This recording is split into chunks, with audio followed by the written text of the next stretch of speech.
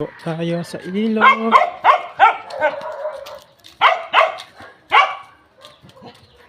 Malamig tayo sa ilog. Ito naman yung pangalawang video ko ngayong araw. Sana po sabayan niyo po ko sa bayan dahil mamasyal tayo sa ilog. Nandito po ako sa labas ng bahay namin. Ito po ay, anong bayan? Ito po sa gate namin. Punta tayo sa ilog. Masyal, titignan ang ilog kung kumusta na.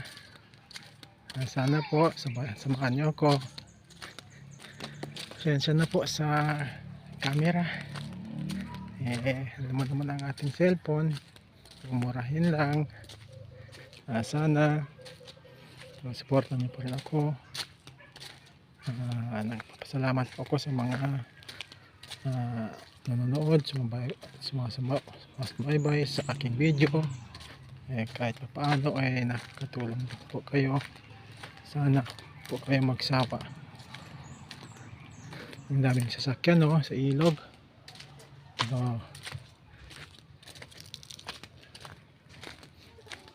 Pasensya na po.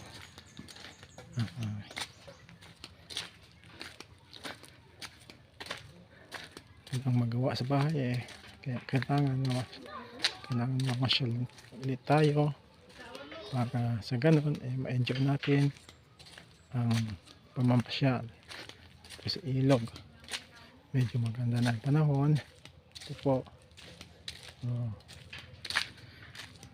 ang ilog ngayon, mababa na yung level ng tubig.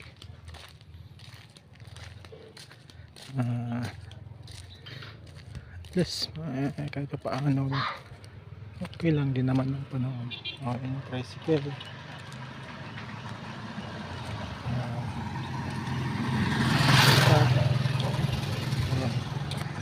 napakagandang tanawin sa ilog. Ang level ng ilog, sasakyan.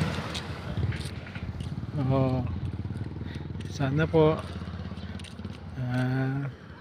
samahan niyo ako kasi masarap ang hangin dito ngayon.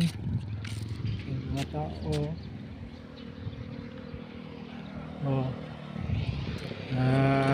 napakaganda po talaga.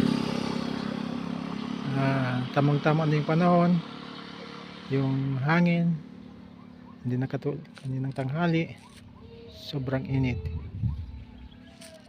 Ayun po ang sasakyan. Mababa na rin talaga ang level ng tubig.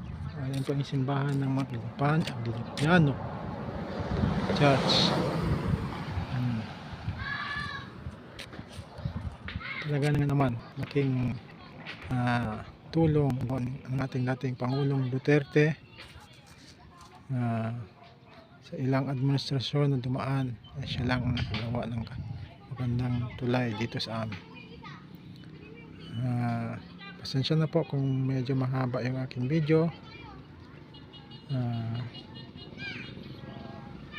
Nakakamiss lang talaga ang gumawa ng video. Kaya nandito lang po. Maraming salamat.